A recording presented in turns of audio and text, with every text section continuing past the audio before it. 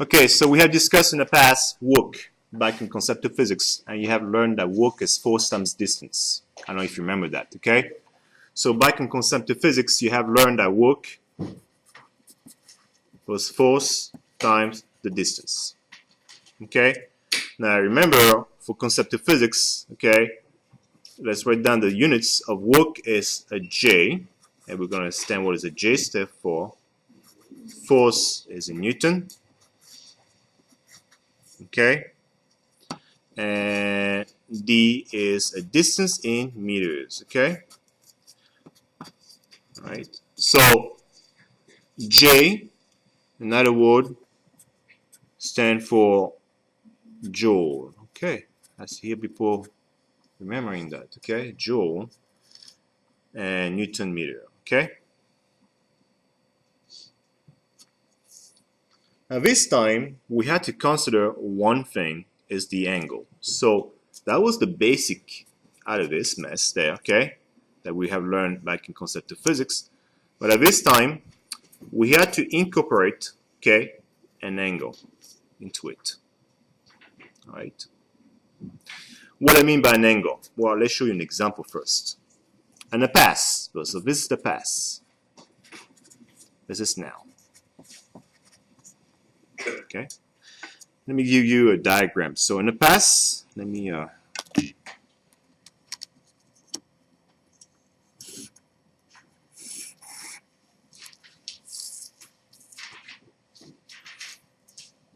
so you have a mass M. This is the ground. You have the mass also M and the ground. Okay.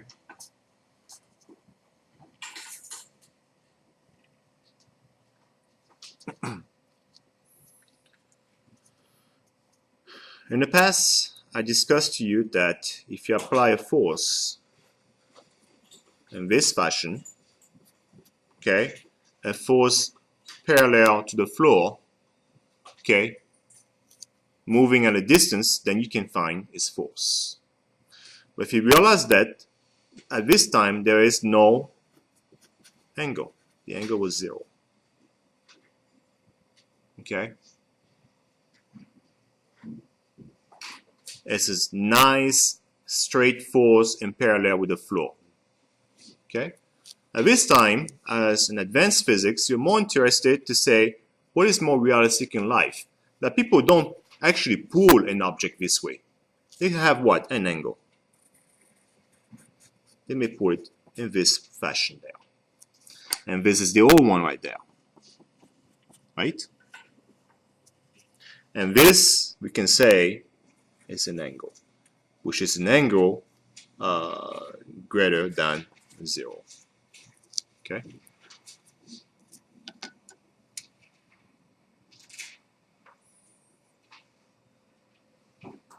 So since you have an angle there, you realize that, oh, well, I could use the vector component to project this vector into the x-axis. So this is my x-axis. And if I do this over here, this is my y-axis. Okay, so you can project this vector f, okay, it's a vector, they're both vectors, f into the x-axis. Remember, this becomes f cosine of the angle, and we call this f of x. So maybe just let you know what I did there. I projected this vector into the x-axis. It's f of x there. Okay. Well, if f of x, it is in this fashion right there, what can you say about this f right there? Is also what? F of x. So we can also say that this technically becomes the f of x. It looks the same there, right? Okay. Now let's talk about work. Work in the past was the force times the distance, but it's the force in the x-axis times the distance. See? In concept of physics, I did not emphasize x there because you were learning basic stuff and I didn't want to confuse you that the x emphasizes technically there's an angle. Okay? And this one here is the same thing. F equal to f of x times the distance, right? Okay? Such that f of x is f cosine of the angle times the distance. Okay?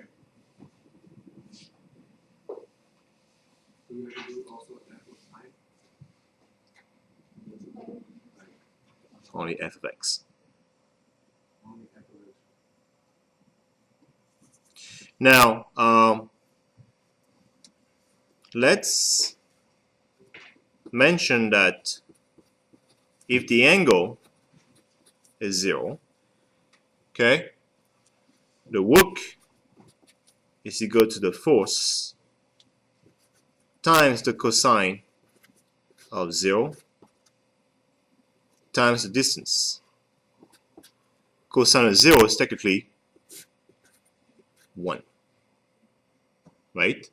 And becomes f of d. Well, I guess this is the old formula right there. Okay, this is the old formula.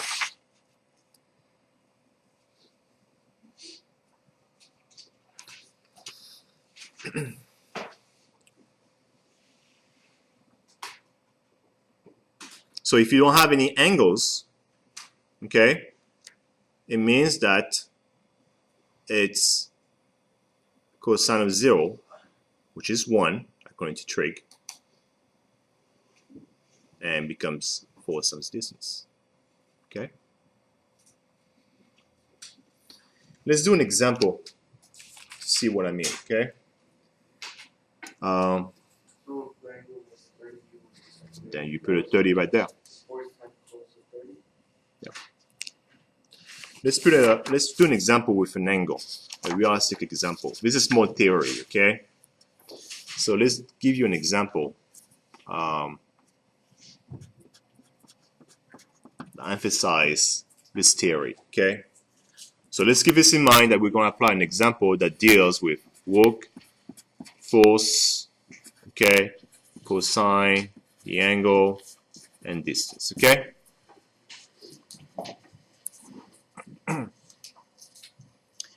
Okay, let's draw a picture.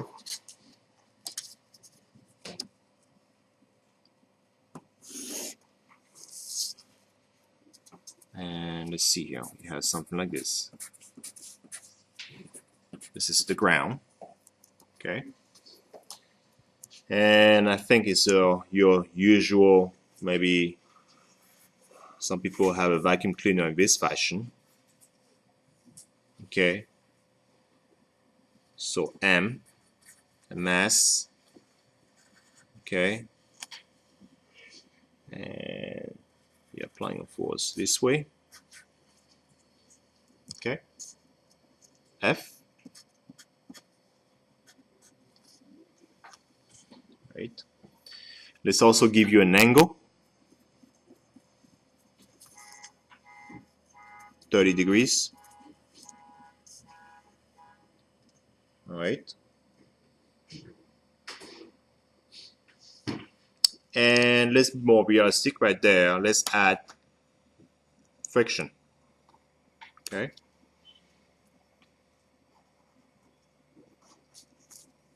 So the object is moving, right? Okay? So we're going to have F of K to be, let's say here, 40 Newton. Okay? Let's emphasize that F, it's 50 Newton. Okay? So 40 and 50. Okay?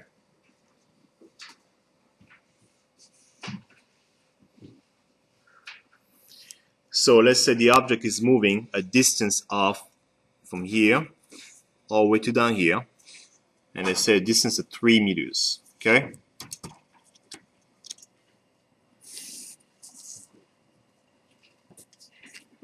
So this is 3 meters, and that's the distance the object is moving. Okay.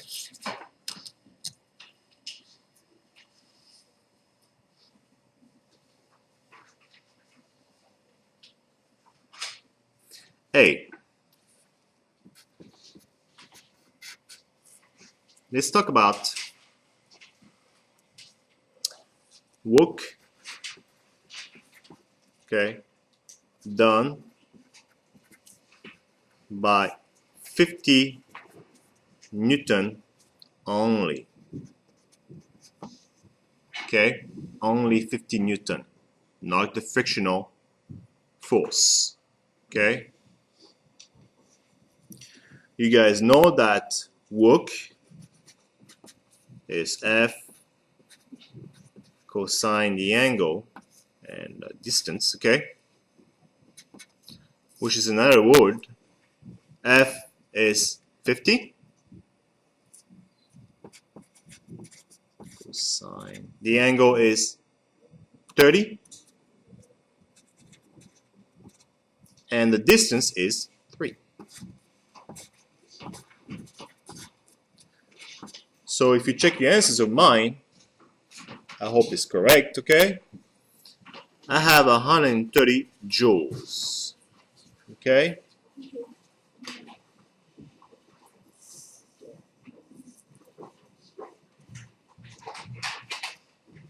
$130.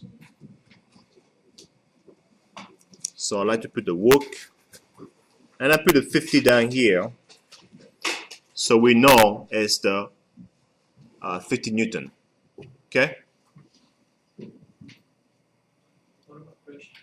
We're only looking only for 50. Work done by 50 Newton only at this time. That means we ignore that one. At the end, we're going to look. That's what we have question A. We got B and C coming up. Okay. Let's do B.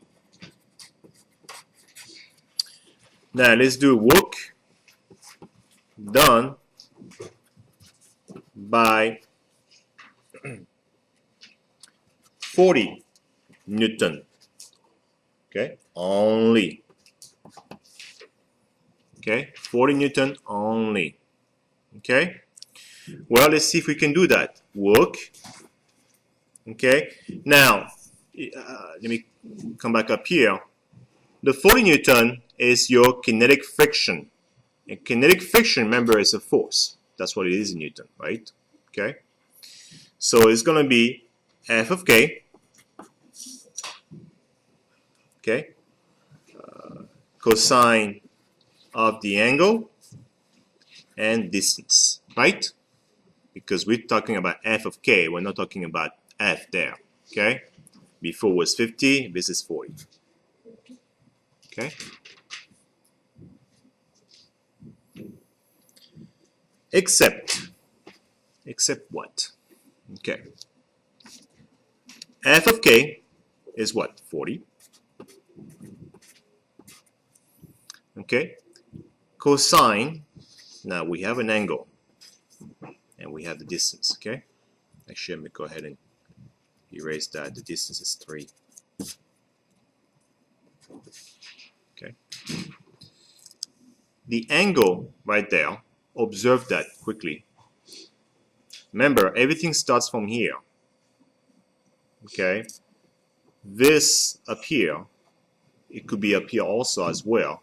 So technically we're saying that the angle from there, it goes all the way up to what we call 180 degrees. That's where the kinetic friction is placed. 100 degrees, okay, from the x-axis, the positive x-axis.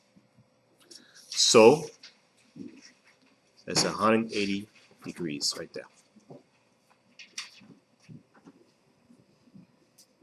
Okay. Again, so let me repeat that. Okay. anytime you're looking for the opposite force right there, okay, you start from the positive axis there, okay, and you realize where it is located. It's located 180 degrees, okay, from the positive x-axis, which is the 0 degree right there.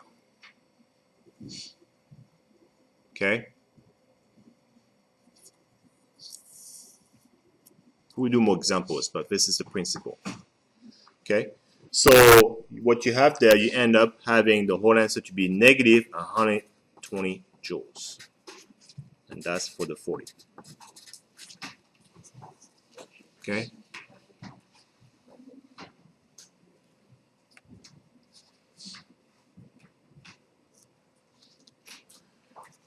Okay, so we have this answer right there. We have this answer right there. Okay. Now C, okay, we want to find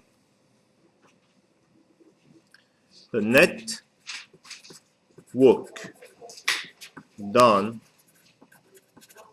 okay, on the mass. Well, net work is the total work, right?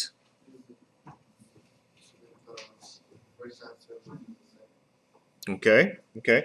So the net work, it will be the work, okay, of 50 plus the work of 40.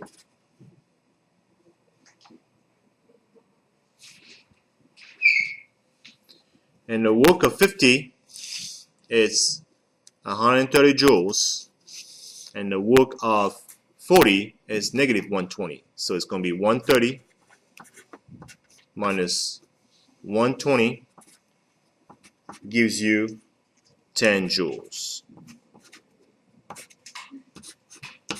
Okay?